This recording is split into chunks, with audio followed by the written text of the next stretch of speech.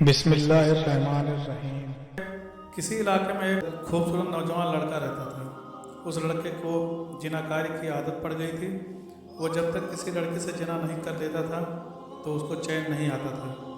وہ ہر روز کسی نہ کسی لڑکی کو گھر بلا کر اس سے بدکاری کیا کرتا تھا۔ اس کا روزانہ کا معمول تھا کہ وہ جس لڑکی سے جناکاری کرتا تھا اس لڑکی کا نام اپنی ڈائری میں لکھ دیا کرتا تھا۔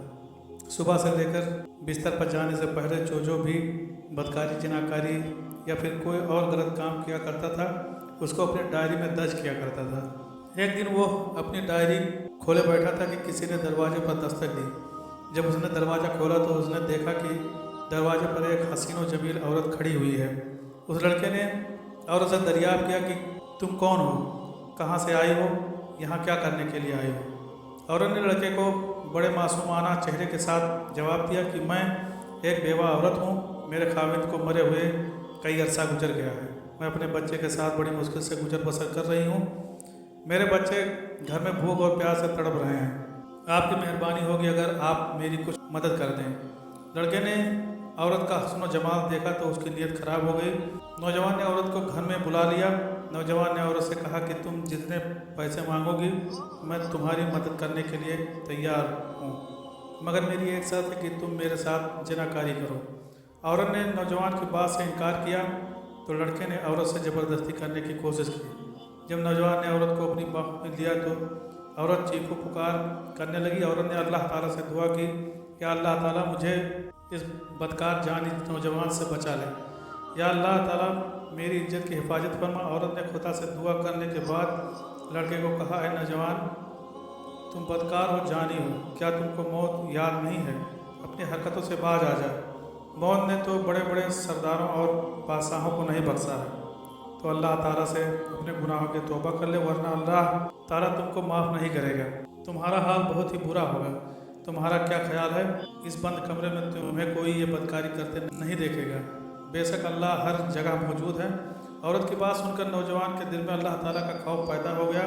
اس نے عورت کو کہا کہ اے عورت، تم نے تو کوئی بدکاری نہیں کی ہے، تو اللہ تعالیٰ سے اتنا ڈر رہی ہو؟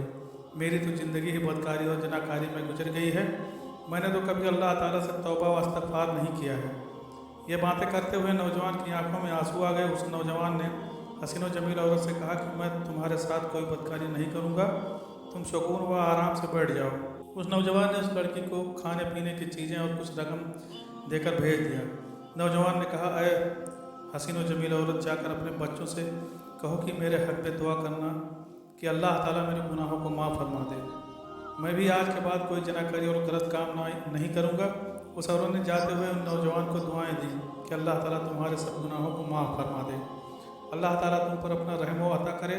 جب تیری موت آئے تو اللہ تعالیٰ کا ذکر کرتے ہوئے آئے، تو سچا اور پکا مومن ہو کر مرے۔